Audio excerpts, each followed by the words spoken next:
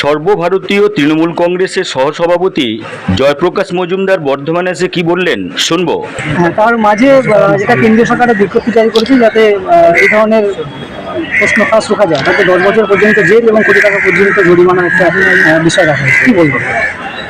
এবং জুতো মেরে গরুদান, এটা হচ্ছে বাংলায় আমরা একটা আপ্তবাক্য আছে। মোদী সরকার তো এখন নেই, এখন হয়েছে এনডিএ সরকার, এবং যে এনডিএ সরকার হচ্ছে একটা অভিশপ্ত সরকার। মানুষ রায় দিয়েছিল যাতে মোদী ক্ষমতায় না আসে, তাই জন্যে তারা মাইনরিটি, বিজেপি আজকে মাইনরিটি। এদিক ওদিক থেকে এনডিএ তৈরি করে নীতিশ এবং নাইডুকে জোগাড় করে তারা এনডিএ সরকার করেছেন। এই নড়বড়ে সরকার কতদিন থাকবে সাধারণ মানুষ কেন, মোদীর নিজের মনেও সেই প্রশ্ন আছে। কিন্তু আরও বড় প্রশ্ন হচ্ছে আজকের এই সরকার গঠনের সঙ্গে সঙ্গেই নিট এবং নেট এবং রেল, এই সব মিলিয়ে এরা ল্যাজে গোবরে আজকে দুর্নীতি প্রকাশ পাচ্ছে।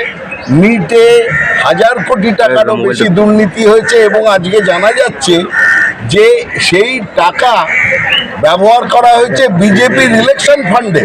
কালেকশন হয়েছিল যে নিট হচ্ছে টাকা কালেক্ট করো, ইলেকশন ফান্ড তৈরি হয়েছিল, এবং সেই টাকা ইলেকশন ফান্ডে করেছে। সেই জন্যই আজকে অভিশপ্ত এই সরকার তৈরি হয়েছে। কত লোকের চোখের জল, কত যুবক যুবতীর চোখের জল, আশা ভরসা, সামনের দিনের অ্যাসপিরেশন সব নষ্ট করে দিয়েছে। রোড রোলার চালিয়ে দিয়েছে মোদী সরকার। তার জবাব দিতে হবে সামনের দিনে। পার্লামেন্ট খুললে দেখবেন, পার্লামেন্টে তাদেরকে সকলে জবাব চাইবে। তারই সঙ্গে রেল দুর্ঘটনা, রেলের প্রতি কোনো মমত্ববোধ নেই, সাধারণ প্যাসেঞ্জারদের জন্য কিছু নেই, আছে শুধু বুলেট ট্রেন আর বন্দে ভারত, যেটা হচ্ছে 1% যাত্রী চলে সারা ভারতবর্ষের, আর বাদবাকি যাত্রীরা হচ্ছে সৎমায়ের ছেলে। তাদের জন্য না আছে পরিষেবা, না আছে সুরক্ষা। এই অবস্থায় মোদী সরকারকে সেখানেও জবাব দিতে হবে। উদয়নবাবু বলছেন দিনহাটায় কিছু কাউন্সিলর সাধুর মতো ভোট করিয়েছে, সেই জন্যই নাকি 1000 ভোটে ওখানে তৃণমূল কংগ্রেস জিতেছে। না, আমরা জিতেছি কুচবিহার, সেটাই আজকের দিনে সবথেকে বড় কথা। যখন ছোট ছোট জায়গাকার পর্যালোচনা হবে, সেখানে কোথাও হয়তো হেরেছি, কোথাও সব জায়গায় জিতেছি, কোথাও হেরেছি, তার পর্যালোচনা যখন হবে। উদয়নবাবুর জায়গা থেকে বলছেন, উনি ওখানকার এমএলএ, সুতরাং এর উপরে আমার কোনো মন্তব্য করা উচিত হবে না। তবে আমি আপনাদের জানাতে পারি যে কলকাতা পুরসভার মধ্যে কিছু কিছু কাউন্সিলরের আচরণ দল ঠিকভাবে নেয়নি। সেই কারণে 2জন কাউন্সিলর ওয়ার্ড 110 এবং ওয়ার্ড 104-এর কাউন্সিলরদের কিছুদিন আগে তারা কিছু বিতর্কে জড়িয়ে পড়েছিলেন এবং মিডিয়ার সামনে মুখ খুলেছেন বলে অভিযোগ।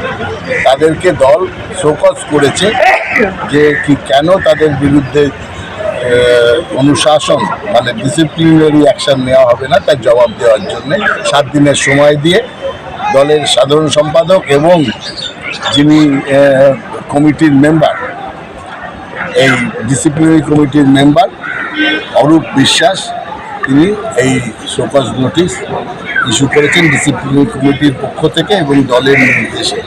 আমাদের সর্বোচ্চ যিনি নেত্রী মমতা বন্দ্যোপাধ্যায় এবং সুব্রত বক্সির নির্দেশে অ্যাকশন নেওয়া হয়েছে, শোকজ নোটিশ ইস্যু হয়েছে। মুখ্যমন্ত্রী ক্ষোভ প্রকাশ করছেন পুলিশের বিরুদ্ধে সরকারি জমি দখল নিয়ে, না, তাদের বলেছেন সরকারি জমি দখল হচ্ছে, আপনারা কি চোখ বন্ধ করে আছেন? তাদের বলেননি যে আপনারা দখল করছেন। অভিযোগটা হচ্ছে যে যেখানে যদি কোনো দুষ্কৃতী সরকারি জমি বা অন্যের জমি, প্রাইভেট জমিও কারুর জমি, রামের জমি শ্যাম নিয়ে নেয়, সেক্ষেত্রেও পুলিশকে বলেছে যেন আইনের পথে চলে, আপনারা সজাগ থাকবেন এবং এইরকম দুষ্কৃতীরা যেন জমি দখল না করতে পারে, সেটা সুস্পষ্টভাবে মমতা বন্দ্যোপাধ্যায় বলেছেন, মানুষের সেবার জন্য বলেছে।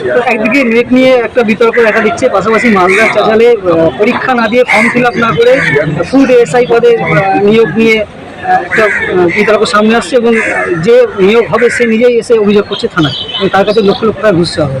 না, এইসব ঘটনাগুলো তদন্ত হবে, তদন্ত করে বোঝা যাবে যে এগুলো কতখানি প্রকৃত ঘটনা, কতখানি সাজানো ঘটনা। একজন বলল আমি চাকরি পাচ্ছিলাম জানেন তো, আমি অ্যাপ্লাই করিনি, আমি এবার আপনাদের অভিযোগ জানাচ্ছি এই শুরু থেকে শেষ পর্যন্ত সে সাজানোভাবে এসেছিল কিনা এবং পয়সার বিনিময়ে একটা অন্য দলের প্ররোচনায় এইসব ঘটনা করছে কিনা এগুলোও দেখতে হবে। কারণ বাংলাতে বিজেপি এবং সিপিএম একসঙ্গে তারা বাংলা বিরোধী একটা ষড়যন্ত্র তৈরি করছে এবং হাতে হাত মিলিয়ে তাতে প্রচুর টাকা পয়সাও খরচ করছে, অনেক মানুষকে তারা সঙ্গে নিচ্ছে এবং তারা এই প্ররোচনা দিয়ে একটা ষড়যন্ত্র করে একটা ন্যারেটিভ তৈরি করার চেষ্টা করছে।